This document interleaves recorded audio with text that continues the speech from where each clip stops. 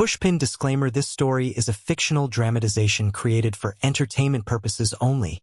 While it may reflect real-life themes of love, friendship, betrayal, and infidelity, any resemblance to actual persons, living or dead, is purely coincidental. Viewer discretion is advised, as the story may contain sensitive, emotional topics. The goal of this narrative is not to promote or glorify infidelity, but to present a cautionary tale about trust, relationships, and the complexity of human emotions. I always believed that some friendships are destined, written in the stars, and meant to last a lifetime. That's how I felt about Claire. We met when we were only 12, two awkward schoolgirls sitting side by side in a classroom, sharing pencils and secrets. Over the years, that bond grew stronger. Claire wasn't just my best friend. She was my sister by choice, my confidant, the one person I thought would never betray me. When I got married to Daniel, I was proud to introduce him to her. She had been there through every stage of my love story with him, from our first date to the night he proposed, to the day I walked down the aisle. Claire stood right beside me as my maid of honor, holding my bouquet and crying tears of joy as I promised forever to the man I loved. To me, it felt like my life had come full circle. I had both the man of my dreams and the best friend I could ever ask for. From the beginning, Daniel welcomed Claire into our lives without hesitation. He treated her like family. She came over often for dinners, weekend movie nights, and sometimes even joined us on short trips.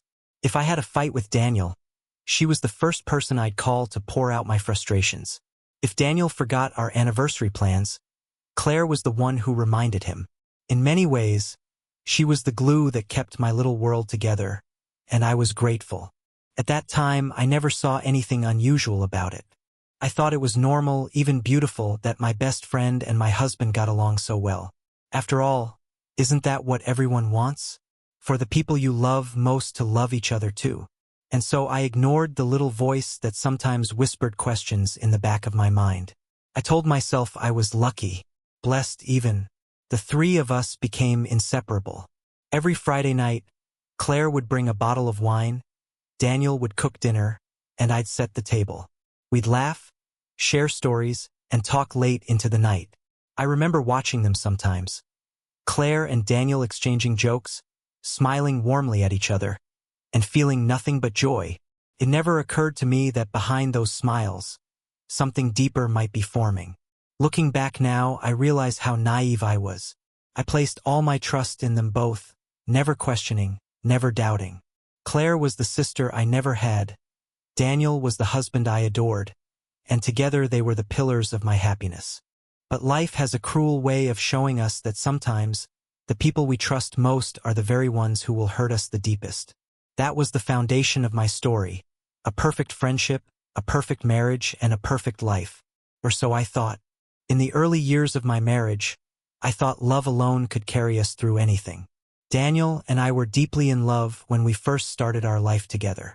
We shared laughter, dreams, and countless little routines that made our home feel warm and alive.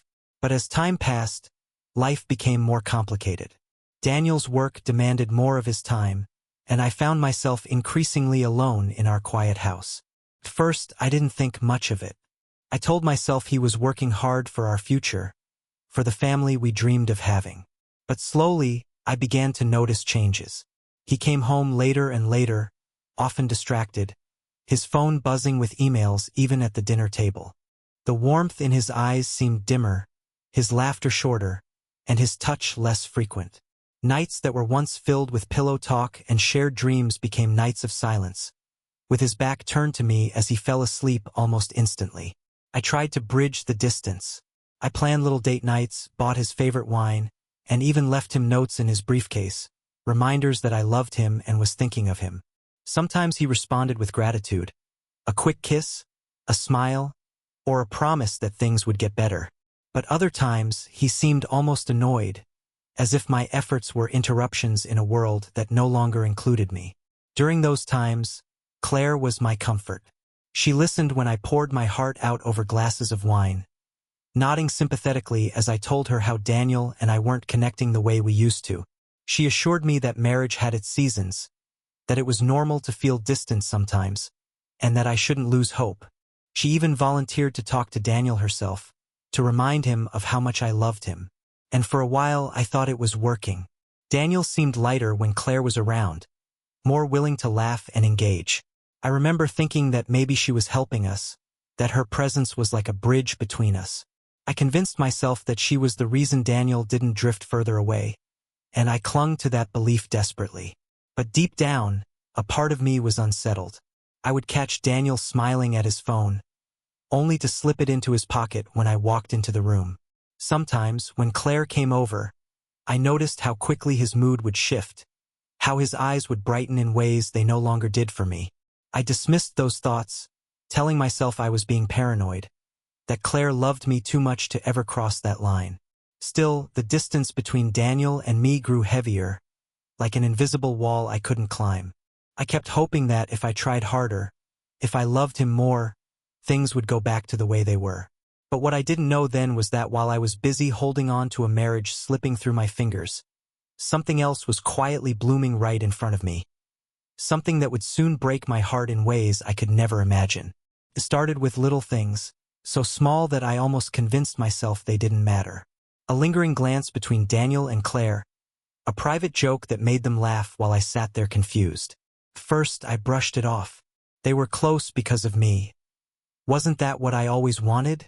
For my best friend and my husband to get along? But then, there were the subtle shifts I couldn't ignore. Claire began coming over more often, even when I wasn't around.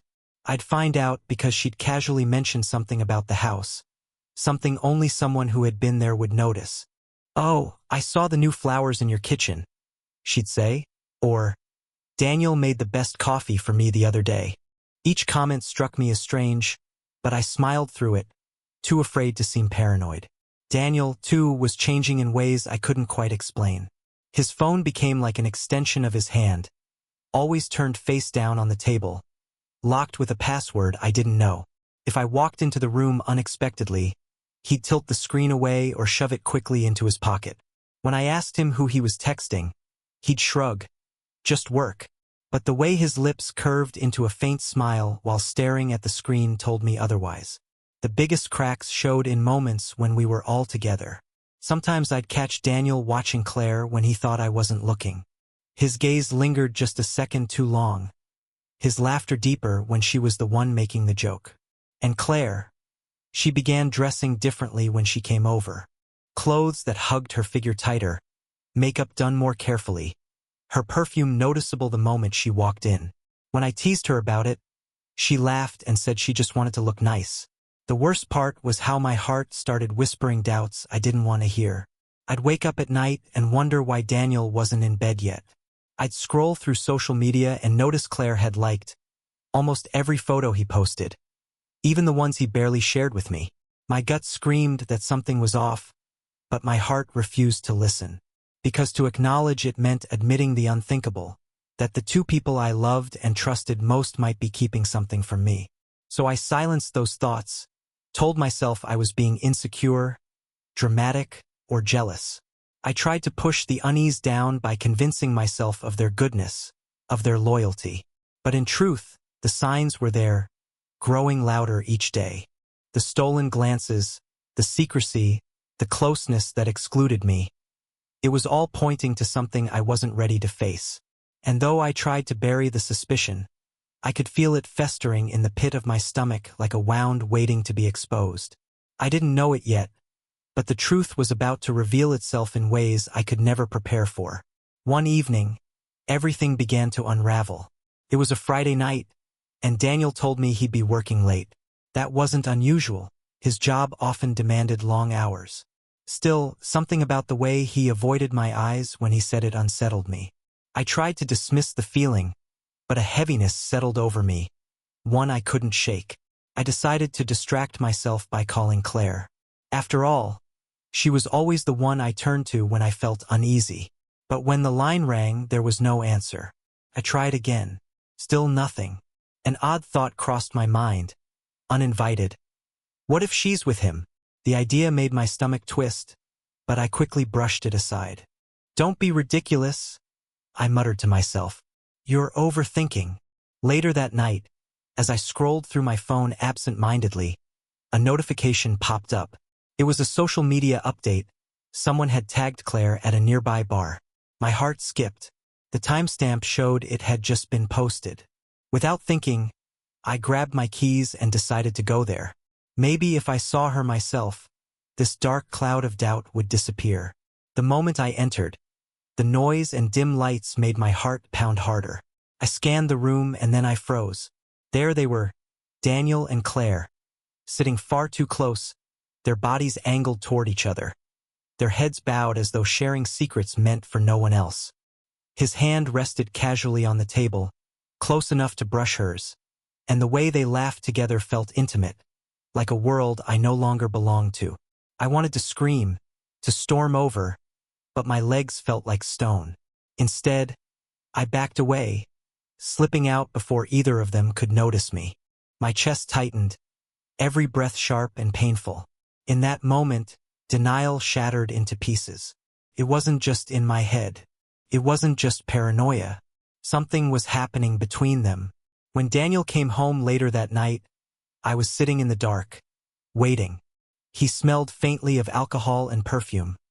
Claire's perfume, the one I knew too well. I asked him how work had gone, and he lied without hesitation, saying it had been just another long night at the office. I stared at him, searching his face for a flicker of guilt, but he looked me straight in the eye. That lie cut deeper than the sight I had witnessed. The proof wasn't in a text message or a confession. It was in the way he carried himself, the way Claire disappeared when he did, the way their laughter echoed in my ears long after I had left the bar. I had seen enough. My heart wanted to scream the truth, but my lips stayed silent, because what comes after proof is confrontation. And I wasn't ready, not yet. The weight of silence grew unbearable. Each day felt heavier, every glance between Daniel and me laced with invisible tension. I carried the knowledge of what I had seen like a stone lodged in my chest, unable to breathe freely until I spoke it aloud. Yet the fear of hearing his truth, of confirming the betrayal, paralyzed me. One night the dam broke. Daniel had just come home, later than usual, and I couldn't keep pretending. I stood in the kitchen, arms crossed, my voice trembling as I asked, "Were you with Claire tonight?" His face shifted just for a second, but it was enough. Shock, panic, maybe even guilt flickered across his features before he steadied himself and said, "No. Why would you even ask that?" My heart clenched. He was still lying. I felt tears sting my eyes as I whispered, "Because I saw you at the bar, together." The silence that followed was deafening. Daniel looked away, his jaw tightening, and I knew that single act of not meeting my eyes was more powerful than any confession. Finally, he sighed, running a hand through his hair. "It's not what you think," he said softly, but his voice betrayed him. Anger surged inside me, mixing with heartbreak. "Not what I think. You were with my best friend." "My best friend, Daniel." My voice cracked, echoing through the kitchen. He tried to reach for me, but I stepped back, the distance between us becoming a wall I couldn't let him cross. And then the betrayal deepened. Claire showed up at our door later that week, uninvited. Her face was pale, eyes filled with tears, but I felt no sympathy. She pleaded, saying it had just happened, that they didn't mean to hurt me. Every word was like a dagger twisting deeper into an open wound. "You were my sister in everything but blood." I spat, my hands shaking. "You knew every secret, every dream I had. And you chose him." She cried harder, but I couldn't listen anymore. I slammed the door shut, my entire body trembling from the weight of anger, sadness, and betrayal. For the first time, I realized I had lost not just a husband, but also the friend I once thought would stand by me through everything. That night, Daniel and I sat in silence, our marriage hanging by a thread. He finally admitted, "I didn't plan for this to happen." Those words shattered me, not because he confessed, but because he had reduced our years of love, trust, and sacrifices into something so careless, so casual. In that moment, the heartbreak was complete. It wasn't just about infidelity. It was about the foundation of my life crumbling before my eyes. my best friend, and my husband had betrayed me together, and there was no undoing it. In the days that followed, the house that once felt like a sanctuary turned into a prison. Every corner whispered memories. Meals shared at the dining table, quiet evenings curled up on the couch, laughter that once filled the rooms. Now all I could hear was silence. A heavy, suffocating silence that pressed down on me every waking moment. Daniel tried to go about life as if nothing had happened. He would make small talk, offer coffee in the morning, and even attempt to sit beside me during dinner. But every gesture felt hollow, forced. The warmth in his eyes had been replaced with something distant, something guilty. I couldn't bear to look at him without replaying that night at the bar, without hearing Claire's voice begging me to understand. Nights were the hardest. I would lie awake, staring at the ceiling, my mind torturing me with questions I had no answers to. When did it start? How many times did they meet behind my back? Did he ever really love me? Or was it all a lie? The uncertainty gnawed at me until sleep was no longer a comfort but an escape I desperately chased. I stopped calling friends, stopped attending gatherings, stopped being myself. The betrayal had stripped me of my confidence, my joy, my trust in people. Even simple conversations felt dangerous. I was afraid of who might be hiding another secret, who might smile at me while stabbing me in the back. My work began to suffer, too. I couldn't focus during meetings, my mind always drifting back to them. I caught myself scrolling through Claire's old photos, torturing myself with memories of us together. Sleepovers, late-night talks, promises that we would always have each other's backs. All of it was gone, shattered like broken glass that I couldn't piece together. And then came the loneliness. For years, I had relied on two people for comfort, Daniel and Claire. They were my safe place, my constants. And now both had betrayed me. The very people I thought I could trust the most had become the ones who hurt me the deepest. That realization left a hole in me I didn't know how to fill. Some mornings I didn't even want to get out of bed. I would sit there, clutching a pillow, trying to hold back tears that inevitably fell anyway. The life I had built, the love I had believed in, the friendship I had treasured, it had all crumbled in an instant. I felt like I was drowning, gasping for air in a world that suddenly felt cold and unfamiliar. The aftermath wasn't just about losing them. It was about losing myself. In the middle of all the wreckage, a question haunted me every single day. Do I stay and try to rebuild? Or do I let go completely? It wasn't a question with an easy answer. Marriage vows are meant to withstand storms. But how do you weather a storm when the very foundation has been washed away? Daniel, to his credit, made attempts. He apologized more times than I could count, sometimes with words, sometimes with gestures. A bouquet of flowers left on the kitchen counter, dinners cooked when he knew I hadn't eaten all day, quiet moments where he would sit beside me in silence. But each effort felt like pouring water into a broken vessel. No matter how much he tried, the cracks remained. I sought therapy not because I wanted to save the marriage at that moment, but because I needed to save myself. Sitting in that small room, across from a stranger who listened without judgment, I finally allowed myself to speak the pain aloud. For the first time, I admitted how deeply betrayed I felt, how utterly broken I had become. My therapist didn't offer easy answers, but she reminded me that healing wasn't about choosing immediately between staying or leaving. It was about finding myself again. Friends who hadn't heard from me in weeks began to notice my absence. Slowly, I let them back in. Coffee dates, walks in the park, even just phone calls where I could cry without restraint. Their presence reminded me that not everyone betrays, that trust, though fragile, still exists in some corners of the world. Claire, however, remained a ghost in my life.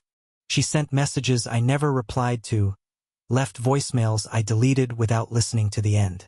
Forgiveness felt like a mountain I wasn't ready to climb, and maybe never would. The bond we once had was gone, replaced by a silence too deep to bridge. As for Daniel, the nights became our battleground. Conversations turned into confessions, confessions into arguments, arguments into exhausted silence. He wanted to rebuild, to prove that what we had wasn't completely destroyed. Part of me wanted to believe him, to grasp onto the remnants of the love we had once shared. But another part of me knew that letting go might be the only way to truly find peace. Rebuilding meant risking more pain, more disappointment. Letting go meant walking into an unknown future, alone but unshackled. Neither path was easy. Both required strength I wasn't sure I had. But as the weeks turned into months, I began to realize something. Whether I chose to stay or to walk away, the decision wasn't really about Daniel or Claire. It was about me, about reclaiming my voice, my worth, my future. Rebuilding or letting go, either choice would be painful. But at least this time, the choice would be mine. Looking back, the pain of betrayal was unlike anything I had ever experienced. It tore through me like a storm, leaving behind ruins I thought I could never rebuild. But slowly, in the quiet moments after the chaos, I began to see the lessons hidden in the wreckage. The first lesson was about trust. I had given it freely, without hesitation, believing that love and friendship alone were enough to safeguard it.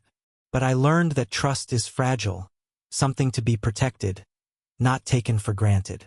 It isn't about living in suspicion. It's about recognizing that trust is a gift, one that should never be betrayed or treated lightly. The second lesson was about identity. For so long, I had defined myself as a wife and a best friend. When those roles shattered, I felt like I had nothing left. But slowly, I discovered the truth. I was more than the titles others gave me. I was resilient, capable of standing alone, of healing, of rediscovering who I was outside of my relationships. That realization became a light in my darkest nights. Forgiveness was another lesson, though not in the way most people expect. I didn't wake up one day and forgive Daniel or Claire. Their betrayal cut too deep for easy absolution. But I learned to forgive myself, for not seeing the signs sooner, for blaming myself in the beginning, for staying silent when my heart was screaming. That self-forgiveness was the key that unlocked my healing. Moving forward didn't mean erasing the past. It meant carrying the lessons with me, like scars that told a story of survival. I began to set boundaries, to nurture relationships with people who valued honesty and loyalty. I invested time in myself, taking classes I had long postponed, traveling to places I had always dreamed of, learning to enjoy my own company without needing someone else to validate my worth. Daniel remained in my life for a while, but eventually we both knew the truth. Too much had been broken between us. Our love, once so strong, had withered under the weight of betrayal. Letting go was painful, but it was also freeing. It allowed both of us to start anew, even if on separate paths. As for Claire, she became a chapter closed, a memory I no longer revisited. Some betrayals are too heavy to carry, and in time, I learned that releasing her from my heart was not about excusing her actions. It was about freeing myself from the bitterness that threatened to consume me. Today, when I look back, I don't see only heartbreak. I see growth. I see a woman who walked through fire and emerged, not unscathed, but stronger, wiser, and more compassionate. Betrayal may have broken me once, but it also taught me that healing is possible. And as I step forward, I carry with me a new understanding. Love is precious, but self-worth is irreplaceable. 63.